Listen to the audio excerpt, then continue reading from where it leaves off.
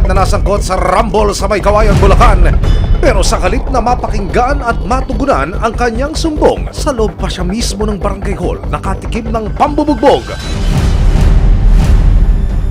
Dahil sa sinapit ni Jasper, matinding trauma raw ang nararanasan niya ngayon. Napapanaginipan ko po yung pagbubugbog nila sa akin sa loob ng barangay. Samantala, nito lang Sabado, October 26, muling naganap sa barangay ang panig nina Jasper at ng grupo ng mga lalaking nanakit sa kanya. Hindi para mag-round 2 pero para idaan na sa proseso ang alitan. Ang ina ni Jasper hindi na napigilan ng emosyon at sinimula na ang harapan. Nakita niyo yung itsura ng anak ko. Hindi niya naranasan sa amin to. Kahit sa tatay niya. Sana nag-iisip kayo. Ilang araw na to, 10 araw na hindi natutulog yung anak ko. Pasensya na po doon sa nangyari sa loob ng barangay. Pero ang totoo po, hindi po namin siya sinaktan sa labas ng barangay. Hindi po kayong dalawa. Aminado po ako, nasampal ko po siya. Kasi sobrang galit ko. Kasi muntikan na po kami tamaan ng malalaking bato eh. Ang lalaki niyo. Ano pinatunayan niyo sa sarili niyo? Matatapang kayo. Ngayon, labas mo yung tapang niyo pag nagbihas na kayo ng rehas. Isa-isa ring tinanong ng resibo ang mga lalaking nahagip sa CCTV na nanakit kay Jasper. Dito, inilahad nila ang mga pangyayari bago sila magpang-abot ni Jasper. Noong una po, binabatol po nila yung tauhan po nung kumpare ko. Sinawat po namin, nabol po namin. Mga 30 minutes after po, ayun na po, nagbababaan na po sila, sumisigaw na po. Ano, gumaganon po. Mga nakaubad pa po, mga nakatrip pa po yung mga mukha. Yun na po, pinagbabato na po kami. Pang-ilang beses? Pangalawang beses na po yun. Dagdag pa nila, tinamaan daw kasi ang bahay at sasakyan nila nang mambato ang mga kabataan na kasama ni Jasper.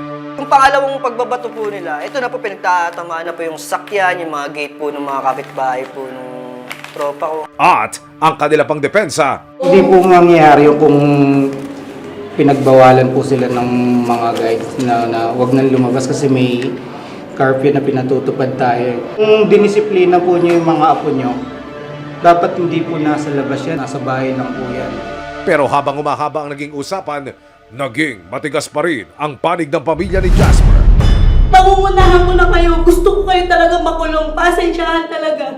Dahil hindi ko katarungan yung ginawa niyo sa akin ko. Pinagtulong-tulungan niyo. Ang mga lalaki, desidido ring magsampa ng reklamo laban kay Jasper. Naka-counter din po kami ng reklamo. Kasi hindi naman po kami inauna eh.